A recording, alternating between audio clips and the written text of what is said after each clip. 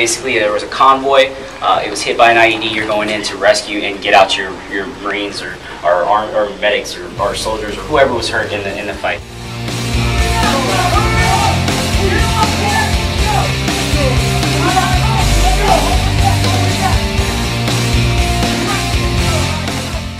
We start with stopping the massive hemorrhage with the tourniquet high and tight, stop that bleed, and then they start with deliberate tourniquets to actually make sure that the bleed is completely stopped.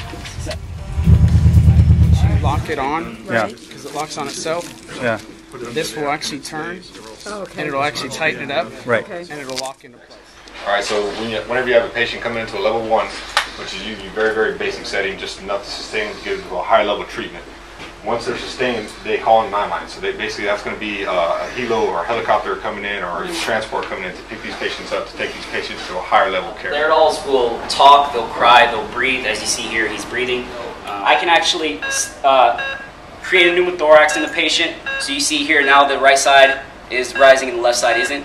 I can make sounds. I have the patient cough. We're the only show in town. We cannot frown upon the fact that there are 2 cases going on here at the same time, because we are about saving lives, and that gives us a greater capability of saving lives.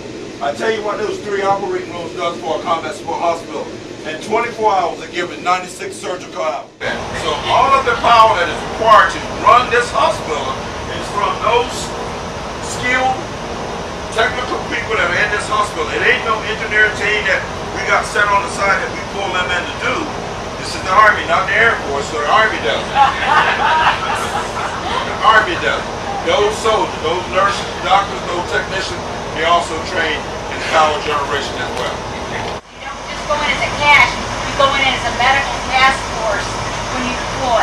So you have not only the hospital there, but you have PM assets, you have dental assets, you have your veterinarians there, you have your logistics assets there, and you'll set up a small logistics base as you're setting up the hospital so that you can start to aerially, from another location, resupply. From there, you're going to have ambulances. These are tanks, essentially tanks. We call them FLAs, 113s. This is essentially what I had as a medical platoon leader. It protects patients from small arms fire. We had casualties at the beginning of the war that were wearing Under Armour. Looks great, feels cool. You're out in your Under Armour, you look great, but it's synthetic and it melts. Nothing beats cotton. Cotton has a lot more fire-resistant properties. So they would get exposed to high intense heat, and that Under Armour would melt and would become part of the tissue. That's bad. That's not good for you at all. So they said, absolutely is unauthorized. You will not wear Under Armour in any way.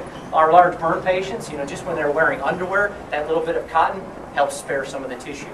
And for us, every inch of tissue is what our guys need. The device is generally parked at the end of the bed so it can see full view of the patient.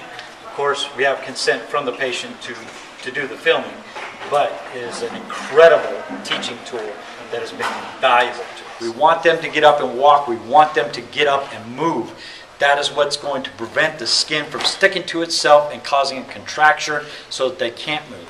So we'll put the harness on them, and with the assistance of the physical therapist, they'll walk, and they'll walk down here. And a lot of times, even with our amputees with new prosthesis, they will learn to walk with this here. Military Performance Lab, or our gait lab, trying to give back to the patient as a natural gait as possible. Same thing our movie industry uses, little round markers with reflective tape on them. We strategically place anywhere between 55 and 75 of them from head to toe. There are 28 infrared cameras that see the reflective tape, and it puts you on the flat screen TV as a stick figure. You watch yourself move in here.